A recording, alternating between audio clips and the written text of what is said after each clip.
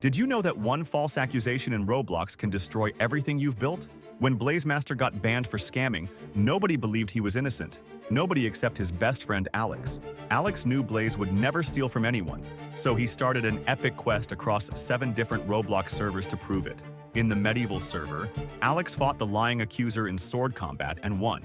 In the scary horror server, he solved terrifying puzzles to find deleted chat messages that proved Blaze's innocence.